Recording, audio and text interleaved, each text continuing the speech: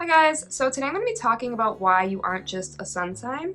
I know a lot of you guys probably already know this, but I didn't really think about the fact that some people don't, and they watch my videos and they don't realize that there's more to you than just your astrological sun sign. So somebody kindly brought that to my attention, and I figured I would make a video on it so that if you don't know that there's more than just your sun sign when it comes to astrology, this is a video that might help you out a little bit.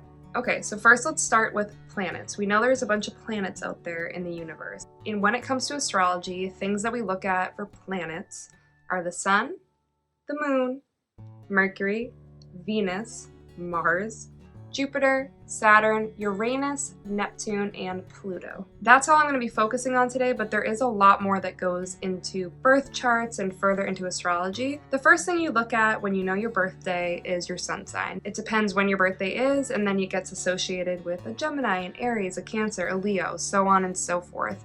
And sometimes you might be thinking, that really doesn't match up with how I feel. Like, I am a Cancer, but none of these traits really describe me that well. That could be because there's a lot of other stuff going on in your chart with the other planets that I mentioned. So firstly, we have the sun sign. The sun sign is kind of the general energy that your personality is built off of, and the undercurrent that everything else that we're going to talk about is kind of based off of.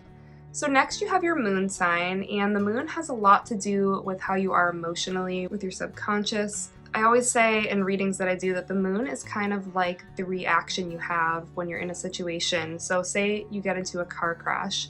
Your moon sign would kind of describe how you would react in that situation emotionally, because your emotions are heightened. It's an emotional response. The moon has a lot to do with feelings, how you react to things when you're upset, when you're embarrassed, when you are really happy, really mad, really sad. Definitely look a lot into your moon sign. If you're feeling like you're not anything like your sun sign, definitely check into your moon sign, because that could explain a lot.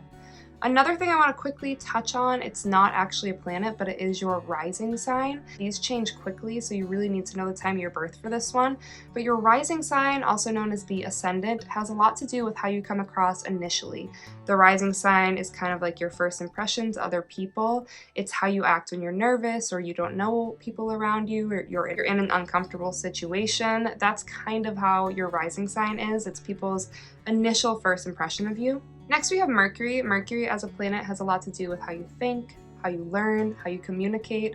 So when you're looking at Mercury, it will tell you a lot about like how you speak, how you get along with others communicatively. It will tell you the way that you learn. Then we have Venus. Venus, a lot of people see as the planet of love, and that's very true. Venus can show how you are with affection, how you are in relationships. It can also show how you are in a business sense or financially. But Venus is great to look at when you're trying to explore relationship connections and how you are in relationships, why you are the way you are. Next we have Mars. Mars is kind of an action planet. It's the planet that shows you how you get what you want. It shows, the actions you take to do the things that you want to do.